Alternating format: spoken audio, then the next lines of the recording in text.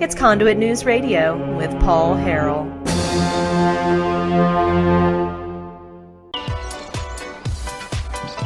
All right, ladies and gentlemen, welcome back to the program. As promised, I talked to you yesterday about the Alliance Defending Freedom, and that we were going to have a guest on. So I want you to welcome to the program. We've got attorney Jim Campbell is with us, and Jim serves as the senior counsel with the Alliance Defending Freedom, where he is the director of the Center for Cultural Engagement and Scholarship. Jim, welcome to the program, sir. Thanks for having me. Yes, sir, absolutely. Let's talk first about some of these Supreme Court decisions. That's what I wanted to have you on, because you guys are integral to this, standing up for freedom of people who are really just being, persecuted by just an out-of-control, concept of they're limiting religious freedom, they're limiting freedom of speech. Let's start with this case. The Supreme Court handed down the Arlene's Flowers versus the state of Washington. What can you tell us about that? Sure. So let me give you a little background on the case. So Arlene's Flowers is a floral shop in Washington State owned by Barronelle Stutzman. The small little floral shop has been in her family for decades. She's been running it for about the last 40 years or so. She had a longtime customer, a guy named Rob. She knew Rob was in a same-sex relationship, but that never mattered to her. She was happy to serve him for nearly a decade. And eventually he came in one day and asked her to create the flower arrangements to celebrate his upcoming same-sex marriage. That, however, was one thing that she wasn't able to do because of her religious beliefs about marriage. She wasn't able to participate in creating art and going to the event and celebrating that.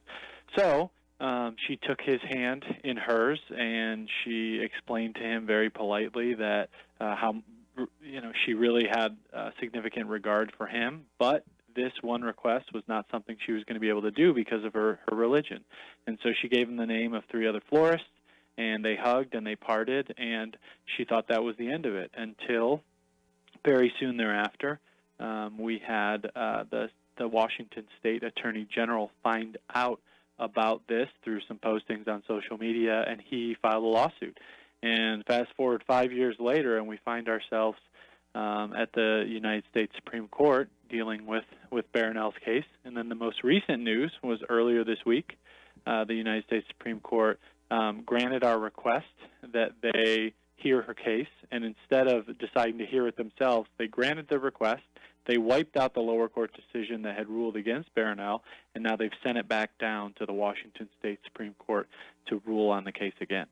Yeah, and they want the Washington State Supreme Court to rule based on another ruling that came out, which was Masterpiece Cake Shop versus Colorado Civil Rights Commission. So do you expect them to, based on the new precedent, you think they're going to come to a different conclusion? We're certainly hopeful they will. The new precedent in the Masterpiece Cake Shop case, another case that we at Alliance Defending Freedom handled, made it very clear that the government was wrong to punish, in that case, Colorado cake artist Jack Phillips for operating his business consistent with his faith, and he declined to create a custom cake celebrating a same-sex marriage. So we're hopeful that the Washington State Supreme Court will take another look at the Arlene's Flowers case in light of the Masterpiece Cake Shop case, and we'll come to the conclusion that Barronelle, just like Jack, should be free to live and work consistent with her faith. So we have this really standing up for religious freedom. It's kind of really a basic American concept, but many of these decisions, they're 5-4 decisions. Does that worry you at all, Jim, that we have these 5-4 decisions on something that really, I think a lot of Americans just thought was a bedrock of religious freedom and freedom of speech? Well, the Masterpiece Cake Shop decision was actually a 7-2 decision, so that's encouraging. That but is yes, encouraging. I do think that there is certainly some concern with how close some of these cases are. At the end of the day, all people like Jack and Barronelle are asking for is the right to live and work consistent with their beliefs. They're not asking for the right to turn people away just because of who they are. Again, Jack and Barronelle, they serve everyone, including people who identify as gay and lesbian. The issue for them is if they're being asked to create custom art or to help participate in an event that celebrates a view of marriage in conflict with their faith. That's one thing that they can't do. And so when we realize that whole picture, it's very reasonable what they're asking for, and the law should really respect their right to live and work consistent with their beliefs. Well, so let's kind of go with another topic that we came out with yesterday, which was I guess the Supreme Court came out on the pregnancy health centers. Tell us about that. Sure. So the case is NIFLA versus Becerra, and it involved a California law. The California law, which was enacted in 2015, essentially required these pro-life pregnancy centers to either post a sign or give out a notice in their own facilities that would tell women where they could get a state-funded abortion. So, of course, let's take a step back. We have organizations that are pro-life, most of which are religious, faith-based in nature, and their whole existence is to encourage women to choose life for their children. And now we have the state coming in and telling them essentially to point the way to an abortion. The Supreme Court looked at that and in a 5-4 decision yesterday said that compelling someone to speak messages against their conscience simply has no place in America. And that is so encouraging because, but again, it was a 5-4 decision. But you would think, I mean, this is an issue of compelling speech. And so I think we're kind of coming up to dangerous territory here when we're talking about the government is going to compel people to speak about something that they fundamentally disagree with. I mean, don't you agree? Don't you think that's a very dangerous, slippery slope there? Absolutely. I think it's bad enough when the government tries to tell someone that they can't say something. But in my opinion, it's worse when the government comes in and tells you what you must say, because there's such a close connection, and Justice Kennedy talked about this in his concurring opinion in that NIFLA case yesterday. He said there's such a close connection between your speech and your thoughts and your beliefs that when you infringe in that realm, when you force someone to say something that they don't believe, you're really infringing on the freedom of the mind, and that is something that the government should never do. I really appreciate you coming on the program. Jim Campbell, Senior Counsel with the Alliance Defending Freedom. Folks, you can find out more. Website here is adflegal.org. Jim, it's great to meet you, sir, and I appreciate you shedding some light on these important topics and the news of the day. My pleasure. Thanks for having me. All righty. You have a good day. Folks, we are going to go to break. We'll be back in just a moment. I think the worst part is when they say, I won't serve gay people. That's just not true.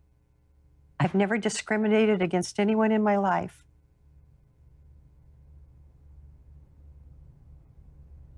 It was a Friday, March 1st, 2013. One of my favorite customers, Rob Ingersoll, walked into the store. Rob's more than a customer, he's a friend. He's been coming in to me for over 9 years for birthdays, anniversaries, Valentine's Day, Mother's Day. His arrangements were my favorite to design. They were really fun and challenging. We'd bounce different ideas around, and he'd let me be creative and produce something that was unique and special for him. Floral design is an art, and Rob gets that. I knew Rob would be coming in. He had been there the week before when I was out and told the staff that he and his longtime partner, Kurt, were getting married. I knew Rob would want me to create floral designs for their wedding. I love Rob, but I knew I couldn't do this. I'm a devout Christian. My relationship with Jesus Christ is the most important thing in my life. That's where everything I am and everything I have comes from, including my creativity. My faith also teaches me that marriage is a sacred union between a man and a woman. When the staff told me about Rob's visit, my husband and I talked and prayed about it.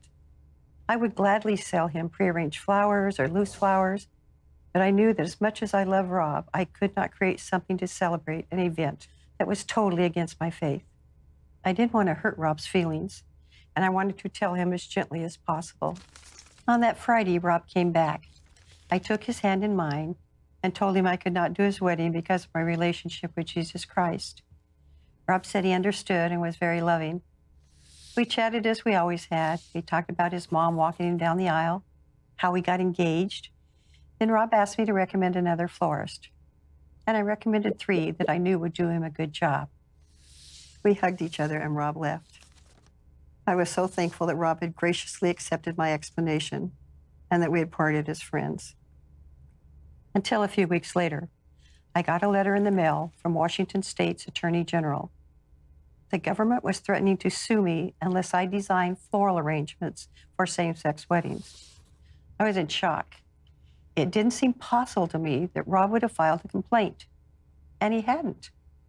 The Attorney General saw a post Rob's partner had put on social media and decided on his own to threaten me, to take away my livelihood, unless I would create art for an event I didn't believe in. But I could never do that. I can't use the gift God gave me to violate my relationship with him. So the government and the ACLU sued my business and me personally for discrimination. My lawyers and I have been battling this case in court for 4 years. My case is simple. Will I serve gay customers? Yes, I serve Rob joyfully for over 9 years and would welcome him back to my shop even now. Will I hire gay employees? Yes, and I have. Will I let the government force me to create art expressing things I don't believe in? No, and that's my right. That's every American's First Amendment right. What does freedom of expression mean if the government tells me how to express my art? What does freedom of religion mean if the government tells me I can't live out my relationship with Jesus Christ? If I lose in court, I will likely lose everything. The penalties and attorney's fees could be well over $1 million. My business would be gone. My husband and I would lose our home and our retirement. But I have faith. God gave me a gift. And I just want to continue serving him by using that gift to bring beauty and joy into people's lives. Rob and Kurt had the freedom to live their lives according to their beliefs. Should I not have that same right too?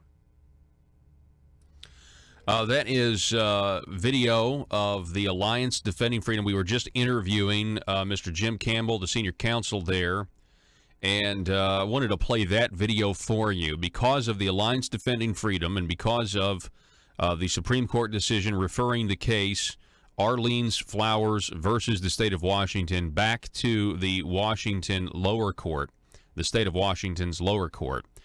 Now they have to take into consideration the Colorado case with the cake maker and take into consideration that precedent when, I guess, re-adjudicating Arlene's Flowers versus the state of Washington. It is incredible. It does look like, it appears that she's going to be able to continue to use the gift that God gave her and express herself artistically in a way that is free. The Supreme Court of the United States appears to be reaffirming God-given rights the left has pretended for years do not exist, ladies and gentlemen. That's what I am getting from the last couple of weeks. And Neil Gorsuch on the court is certainly helping. And the optics, if you're a leftist, is one of really just chaos. The media is going to fan the flames here because Justice Anthony Kennedy has now retired, and there's a chance that the court is going to be reshaped for decades to come and going to be more of a conservative court now. I look for the media to continue to fan the flames. I look for them to continue to apologize for statements like from Maxine Waters encouraging mob-like, riot-like mentality when you see somebody you disagree with who has an opposing political view. And I look for those fans to create more of a fire, and I think it could lead to more violence. Think about this, folks. Why was Congressman Steve Scalise shot and almost murdered? Okay?